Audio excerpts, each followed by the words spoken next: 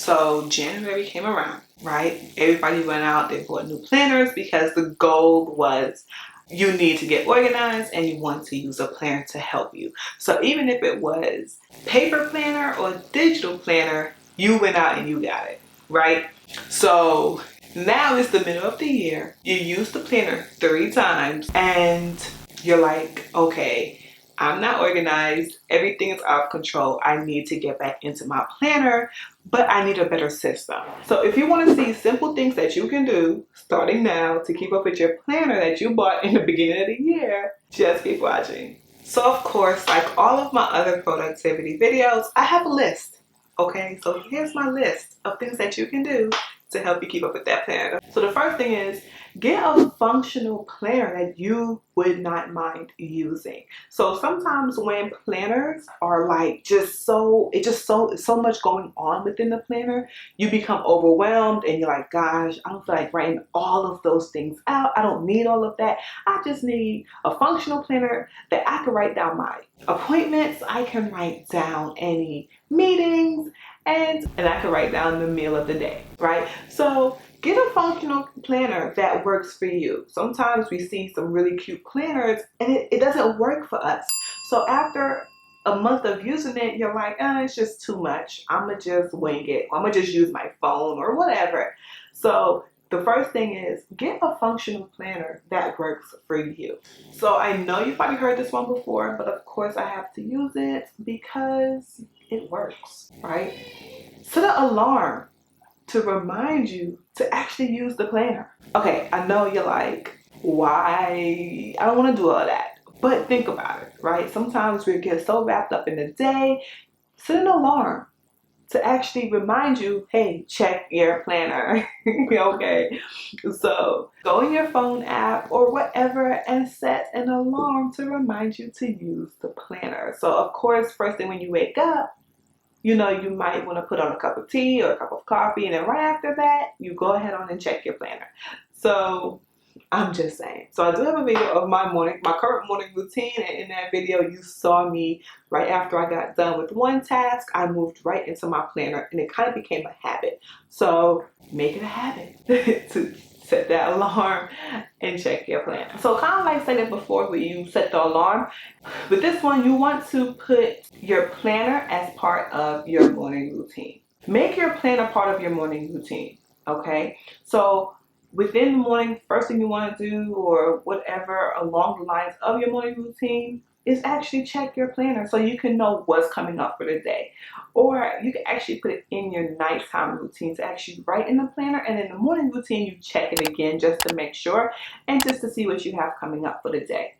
Okay, so that is another way that you can remember to actually use your planner. It's actually incorporated in your nighttime as well as your morning routine. All right, so before I get into the backstory, let's go ahead and get to this one. So this one is keep it in plain sight. All right, when I first started with my planner and I really got into the whole planner community, I would keep it in my work bag. When I came home on the weekend, I did not touch my work bag. Okay, so that means I did not write in it.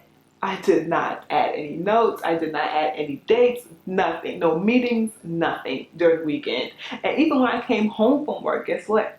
I did not touch my work bag that had my planner in it.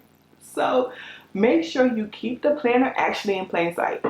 Okay, so if you know you don't touch your work bag when you come home, don't put your planner in your work bag. Don't do it. It is a trap. It is a trap. Okay? Trap. So don't do it. Keep it on your desk or keep it on your end table or your nightstand or whatever. Okay? I keep mine right here on my desk. And sometimes I keep it open, sometimes I don't. But either way, whenever I come and sit down in my office, I see it. I'm just saying. And I'm in my office pretty much all day, so I'm seeing my planner all day. So think of somewhere that you are most of the day and keep it there. Okay? So before we move into the next one, I want you to do me a quick favor. Comment down below and let me know, do you prefer paper planner or digital planner? Okay? So make sure you comment that down below. Let me know which one you prefer. Sometimes when it comes to planners, We put so much into it. Keep your planner as simple as possible. Okay, I know there's a lot of different planners out there that have daily to-do lists, weekly to-do lists, monthly to-do lists, monthly layout, weekly layout, daily layout, manifesting sections, budget sections, life sections, kids sections, house sections. I just got overwhelmed thinking about how many sections would be in someone's planner. So a lot of people have multiple planners just so that they can keep everything separate, and that is fine. So if you don't want to keep everything separate, you may want to keep it simple, okay? And also, sometimes when I first started with my paper planner, I got overwhelmed by the planner community because I wanted all the stickers. Let me tell y'all, okay? Stickers were my jam. But I would spend so much time putting stickers in and all that, I didn't have any space to write. So I did not have any space to write in my planner after all the stickers, and it was just too much. So right now, I want you to try to keep it simple. Write important things on there. Use a highlighter, okay? You could doodle in it if you want. You know, if you want to use stickers, use basic stickers, okay? You don't have to use like 50 million stickers on a weekly layout. And then when it's time for you to actually add the meeting for that day, you literally have this much space, okay? So keep all that in mind. So try sometimes just keep it simple, because sometimes what happens is we put so much into our planners, we become overwhelmed, and you know, it's just too much. So try to keep it as simple as possible if that's your thing. So for me, I realized real quickly that was my thing. Keeping it simple, because it's like it just becomes overwhelming. It's just overwhelming at times. So if you notice that you're becoming overwhelmed with your planner, try a different type of planner, try a different layout or something like that. As you know, with some planners, there's so many different layouts. You have your hourly layout, you have your daily layout, you have so many different things. So try a different layout and see if that works for you, right? And keep it as simple as possible. Keep it functional as possible, okay? If you enjoyed this productivity video, make sure you check out my other productivity videos. I'm just saying, and I will catch you next time. Bye.